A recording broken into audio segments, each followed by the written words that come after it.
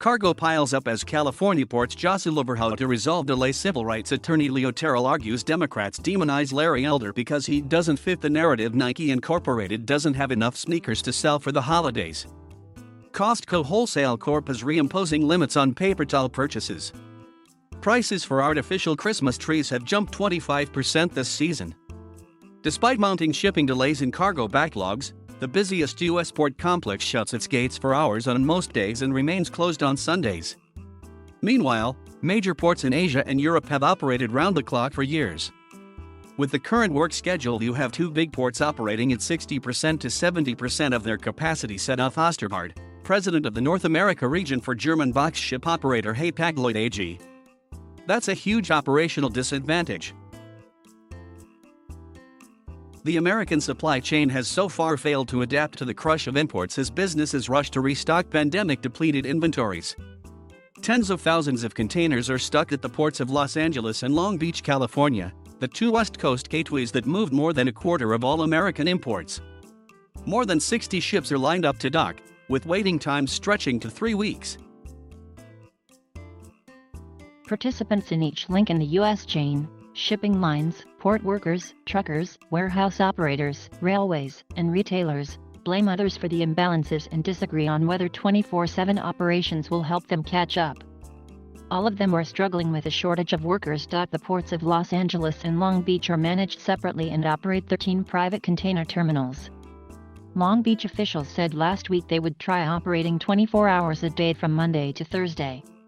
Gene Soroka, executive director of the larger port of Los Angeles, said his port will step more cautiously, keeping existing hours while waiting for truckers and warehouse operators to extend their hours. It has been nearly impossible to get everyone on the same page toward 24/7 operations, Mr. Soroka said. Truck drivers often don't show up at scheduled appointments to pick up boxes at the inundated container yards to make space for the next load to come in, say shipping and port executives. Truckers blame terminal congestion, saying delays at one appointment can cause them to miss the next, and that shipping lines aren't doing enough to clear out the towers of empty containers taking up space at the docks. Before any changes this coming week, the longshore routine at the ports involved two shifts, 8 a.m. to 4 p.m. and 6 p.m. to 3 a.m. An overnight shift of 5 hours is available, but it is up to 50% more expensive and rarely used, say liner and terminal operators who foot the bill. Cargo pickups on Saturday are also rare, being charged as premium shifts, and there is no work on Sundays. The International Longshore and Warehouse Union, which represents the dock workers, said its members would work a third shift or on weekends, but the pileup of containers must first be fetched out of the port, so there is space to unload more from ships.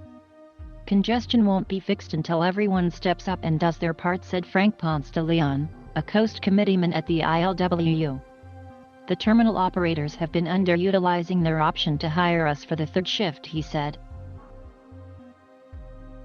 Federal safety regulations limit most commercial truck drivers to 11 hours of driving time in a 14-hour workday.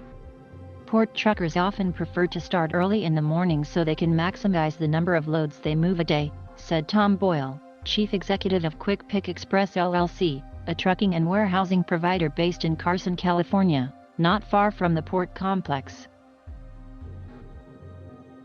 Night shifts are less popular. Drivers who pick up loads late at night don't always have a place to put them. Truckers might have to park a box in a drop yard, and then deliver it later when the destination warehouse is open.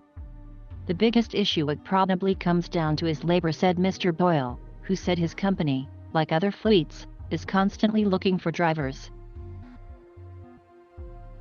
California residents want to escape high cost of living. A shortage of labor is also causing significant delays in loading up freight trains, which move up to 30% of all containers to big distribution hubs like Chicago. Union Pacific Corp, one of two main railroads moving freight from the West Coast into the country, is primarily seeing delays, or dwell, when it picks up cargo from ports and hands it off to trucks at destinations, Chief Executive Lance Fritz said in a recent interview. Where we see dwell is on either end, he said. Nike executive said Thursday that the amount of time it takes to move a cargo container from Asian factories to North America is now about 80 days, or twice as long as it was before the pandemic.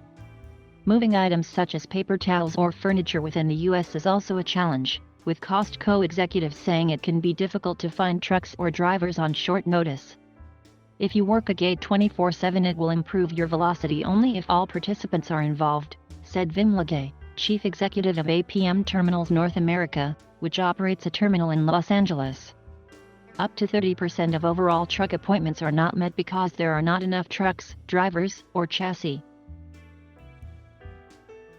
Port truckers say some appointment slots go unused because of the lack of equipment, such as the chassis needed to haul containers, or because of restrictions on what drivers can do during that appointment, including returning empty containers. There is too much congestion from empty containers on terminals, said Matt Schrapp, chief executive of the Harbor Trucking Association, which represents carriers at the ports of Los Angeles and Long Beach.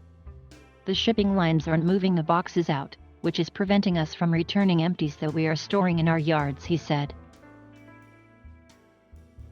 With such long delays, some cargo owners are no longer arranging to pick up their boxes. Mr. Soroka, the Los Angeles port director, said to use the containers as mobile storage units because it is cheaper to leave them at a port than to rent warehouse space. Even if we're open 24/7, there is simply no space, said Jason Tolliver, an executive at real estate firm Cushman & Wakefield plc.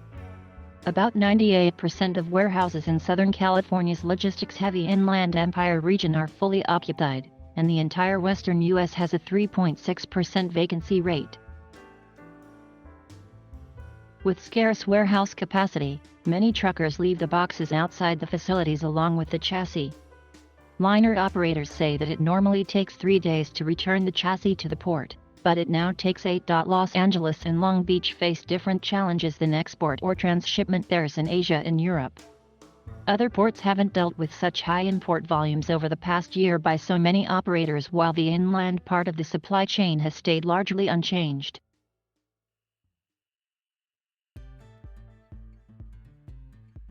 Thank you for watching. Please subscribe